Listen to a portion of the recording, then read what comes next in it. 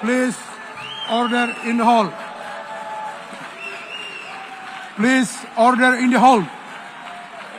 Dozens of delegates filed out of the assembly hall in protest. Netanyahu went on to say Israel is doing what any self-respecting nation, his words, would do after October 7th, and rejected claims that Israel is carrying out a genocide in Gaza.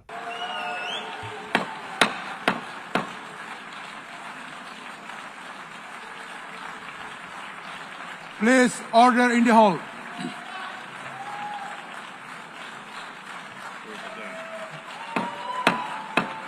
Please, order in the hall.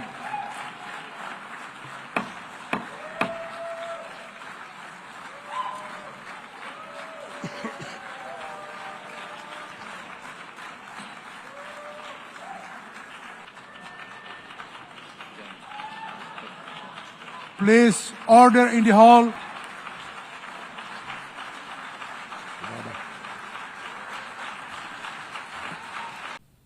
Take the false charge of genocide.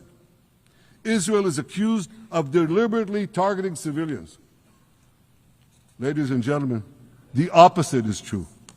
The head of urban warfare studies, Colonel John Spencer, he's perhaps the world's greatest expert on urban warfare. And he says, Israel is applying more measures to minimize civilian casualties than any military in history. And because we're doing that, the ratio of non-combatant to combatant casualties is less than 2-to-1 in Gaza.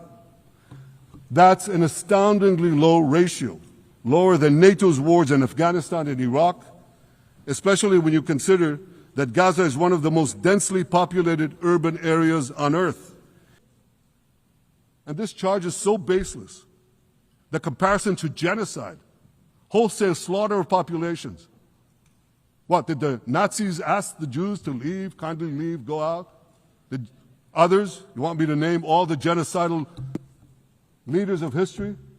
Just go one by one. Did anyone do this? Did they say, get out so we can come in? Of course not. What a joke. You want to hear another one? Israel is accused of deliberately starving the people of Gaza when Israel is deliberately feeding the people of Gaza. Since the beginning of the war, Israel has let into Gaza more than 2 million tons of food and aid. That's 1 ton of aid for every man, woman, and child in Gaza. Nearly 3,000 calories per person per day. Some starvation policy.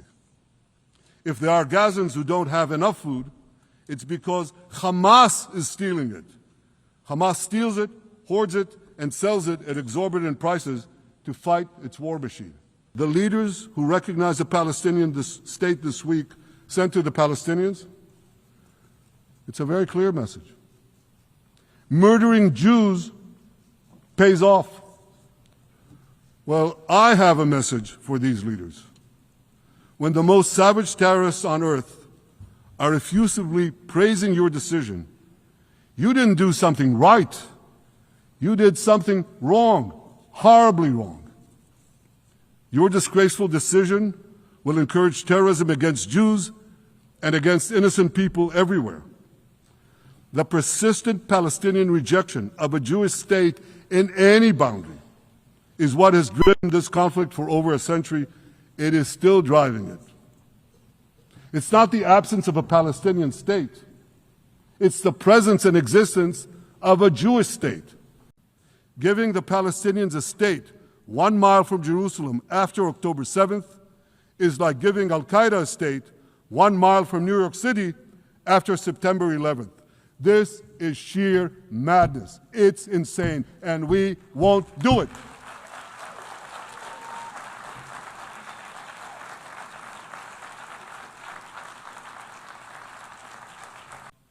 Half the Houthi leadership in Yemen, gone. Yahya Sinwar in Gaza, gone. Hassan Nasrallah in Lebanon, gone. The Assad regime in Syria, gone. Those militias in Iraq, well, they're still deterred. And their leaders, if they attack Israel, will also be gone. And for Iran's top military commanders and its top atomic bomb scientists, well, they're gone too.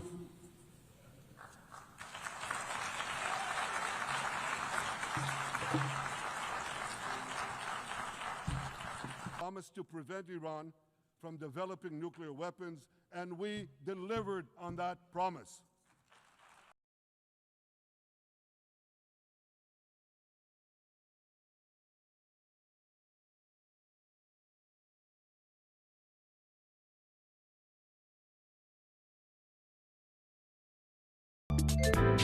偷偷告诉大家，我最近发现了新法宝 Royal Face 逆时奇迹系列，它有活肤露、全效精华，还有精华霜。尤其我皮肤比较偏干，所以我非常的注重保湿。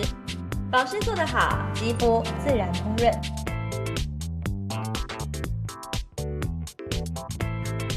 提亮肤色更年轻，抚平皱纹超有感，而且气色变好。用心保养，每天都更美一点。